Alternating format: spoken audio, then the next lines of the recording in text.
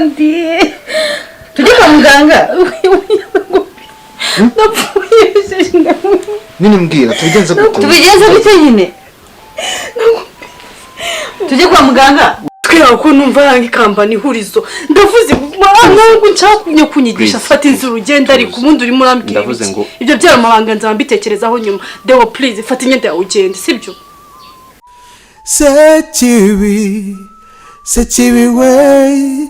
Ubwire ntago sinzi. Mbone wabwira ngo ura mwanya mbitekerezeho nta gisubizo cy'ukuri nago.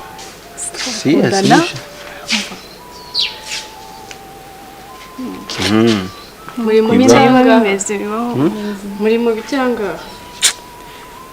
Shanira akazi hari ibintu ataramenya. Shana bimeze bite? Hari ibintu ataramenya. Njya nibaza. Hari naramenya buriya boss ko nta kintu arambwira nibi. Mauja zibintu kuno bimeze. Bimeze se. Kai turi kwiganira tambuka. Ukisa. Byose ni wo. Byose ni we sibiki. Nicyo nari murimo. Kubera iki? Nese unashanira muhagaze ahangaha murimo baganira ibiki. Gusa waramemukiye pe.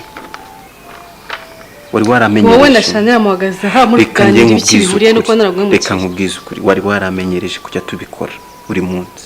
None reba iminsi ishize nabikora.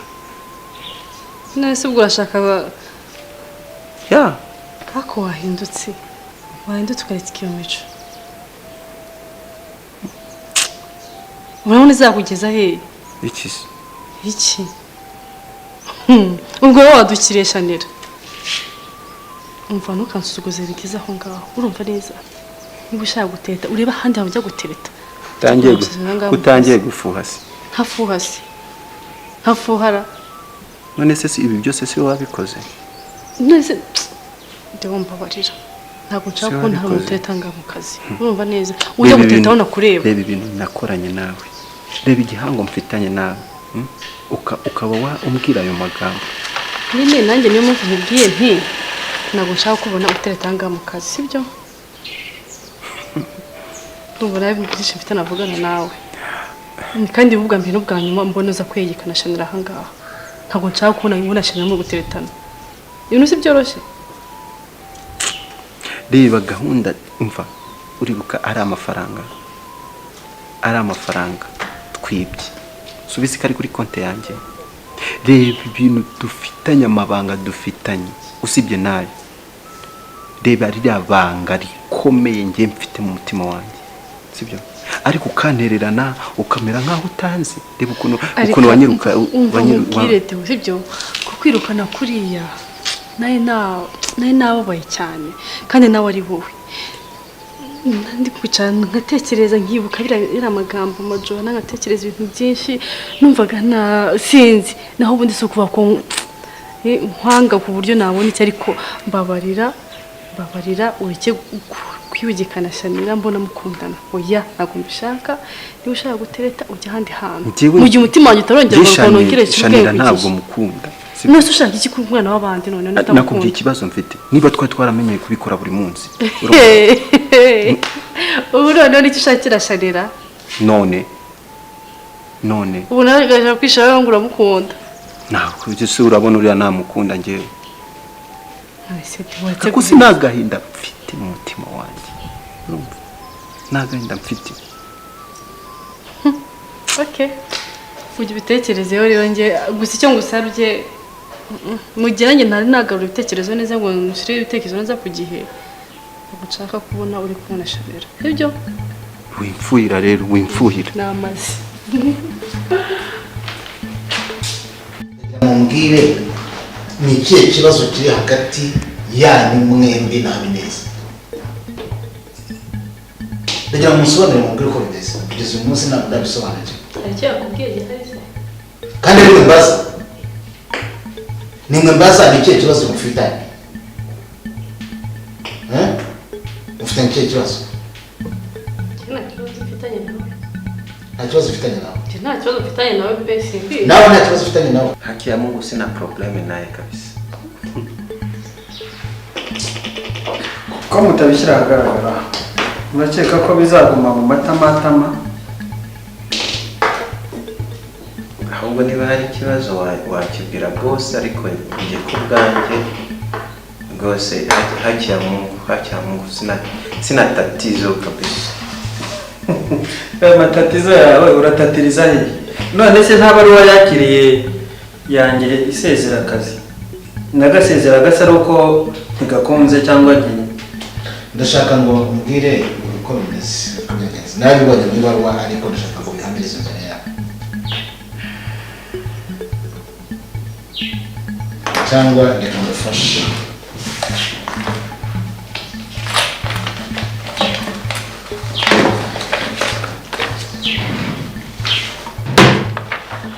dore ibaruwa yanditse asezera avuga yuko abangamiwe cyane ku buryo ndetse bigeze naho mushaka kumwica. ndashaka kugira ngo mumubwire ni ikihe kibazo, ibi biraturuka he, mumpe imva n'imvano yabyo. uruvunga atari no kurengera ngo kugira gute kumwica.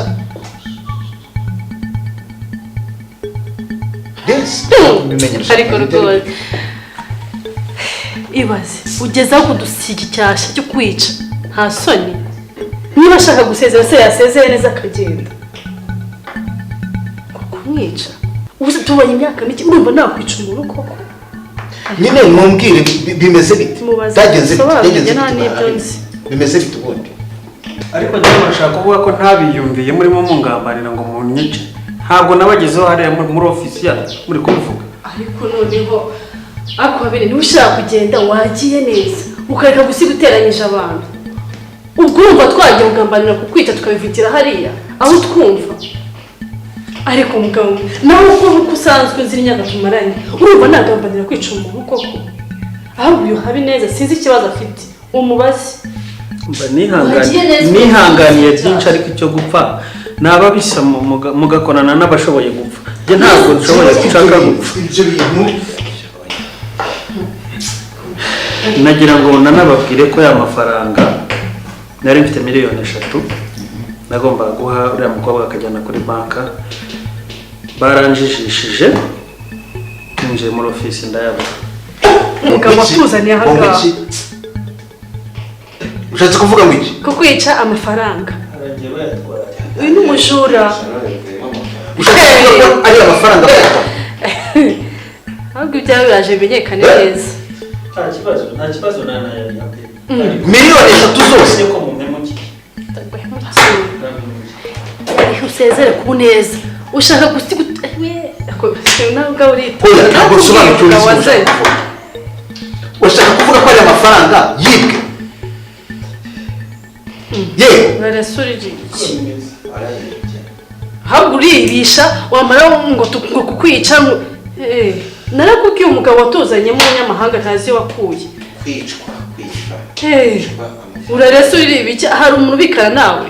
ndashaka kumenya ayo mafaranga yagiye hehe, yatwawe nawe. ese ubundi ko nari nakubwiye ngo reka rero mbabwire ubu noneho nta bintu by'imikino bigira. ndashaka ayo mafaranga aboneke none. ayo mafaranga agomba kuboneka uko byamera kose. ayazane hasoni niko dushobora kumbwira ngo mushobora kuvuga ngo amafaranga yabuze hano 3 miliyoni hano. kabatike ntigafungwa kwibisha. nikuta amafaranga hano abura 3 miliyoni zikabura. yagiye ati utsiga icyasha undi umwicanyi ubwira ko utari gushiraho ubujura. ndashaka ayo mafaranga. ahubwo mugeze vuba ndashaka amafaranga rwose, amafaranga aboneke. ibindi byose bibe bihagaze mbaze kubona ayo mafaranga. musore kwiriza wiriza ibiki? mugeze vuba ndashaka amafaranga. kubakurikiranye basanga uri kutubeshera. ndakoresha ko shoboye ndayabazanya rwose ndashaka. ndashaka ayo mafaranga mugire vuba. ngomba kuyazana. ahangara agafata umugore abasi nta soni. kumbe niyo ni gute niyo mpamvu yashaka gusezera burya. Sira uko mba nkubwira ntunyumva ugahita ushaka guhita urakara. Narakubwiye umugabo uyu nguyu wazanye umunyamahanga ntazi iyo wakuye. Uyu mugabo ndamusara kumuzana he? Kuva kampani anga yatangiye haruguru ibi byose ni wowe. Ni njye ufite kandi. Byose ni wowe. Byamukurikiye byose ni wowe. Ibi byose ni wowe. Kutita ku kazi, kutamenya icyo ugomba kwitaho. Ibi byose. What? Nditakoze nita no kubya wamushinze. Ntabwo mumvire mu biro. None ndashaka amafaranga. Mugize vuba. Ayo mafaranga ndayashaka. Nyabona. Niyo mpamvu yashatse gusezera burya cyangwa gukora amafaranga. Ndashaka amafaranga utari amafaranga z'abatuye. kugira ngere ku cyo nshaka nuko ngomba gukomeza kumubwira ku by'uriya mwana wanjye nawe, kandi nkamubwira ko nshaka kubyihuta, ko nshaka gufata kampani vuba. Nashyigikira ndabigiraho byihuse, niko bimeze.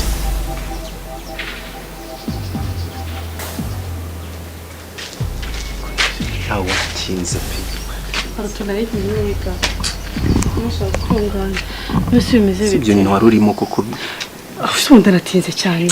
Watinze. Ntabwo ntinze cyane mbabarira basi. None se ngo bimeze bite? Nisa ariko ntabwo ntuje diwo. Ntabwo ntuje. Mfite ubwoba umutima wanjye buranyishe. Ibintu byose ndi gukoraho biri kwanga, ibintu byose ndi gufata ndi kubimena. Ndumva mfite ubwoba. Mfite ubwoba bwinshi cyane ariko windeba gutyo. Mfite ubwoba handi ho ndi kuyana bitekereza nkatangira ngo byabaye. Bishobora kubata. Ntiwirangaraho bizaba. Ibaze igihe Paul azamenyera ko uriya mwana atari uwe. Reka njye bajya kumwica gusa. Uriya mwana wacu. Uriya mwana wacu afite amezi angahe? Umbabarira, icyo nicyo kibazo aho nyindi kwibaza igihe Paul azamenya ko uriya mwana atari uwe. Nini nanjye ndakubaza umwana wacu afite amezi angahe? Wasura yibi wayafite. None se kuki icyo kintu utagitekereje mbere? Uba karibu uri gitekereza cyane. Arika ntabwo nanzi ko ibintu bizagira aha ngaha. Ndabura ibintu byankumiranye neza.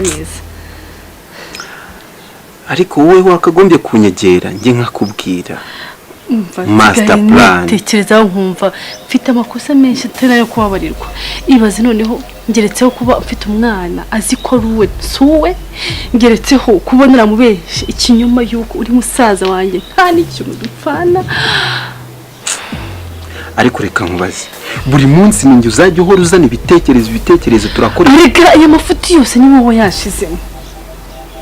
Se kuki nari murazana igitekerezo? Ni uzana ibitekerezo. Okay, zayi. Nuko se wowe udatekereza? Nje ubwo mfite ntabwo ngatuma ntekereza. Kandi sinzi dewo. Reka rero nkwereke, sibyo? Reka nkwereke ibintu byoroshye. Kandi biratuma umutima wawe utuza. Mfite igitekerezo ngewe. Mfite igitekerezo. Kimbwiye numve kujya tuma byibuze iri joro nsinzira. Mbwira.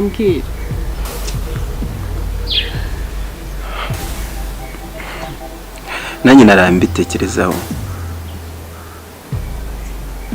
Mbona ntekereza ko Paul aramutse abimenye ari ukukwica nta kundi.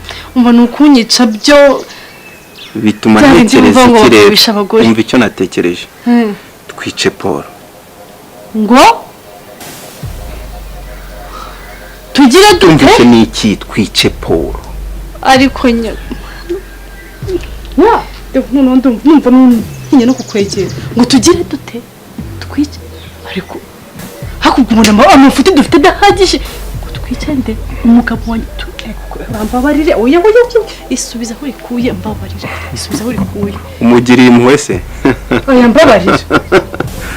Twice Paul kugira uruhuke. Kankubwira utuze. Oya aho ntabwo ndi kumwe nawe rwose. Oya kwica oya ubwo rero ntabwo wikunda oya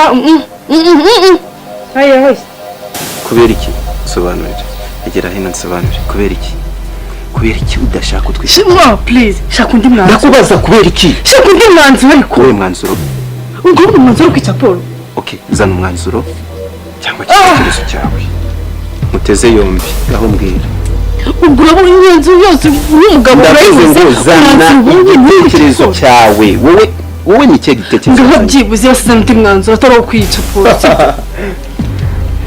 ndagusetse mbabarira undi mwanzuro umwe gusa atari uwo kwica Paul ariko sibyo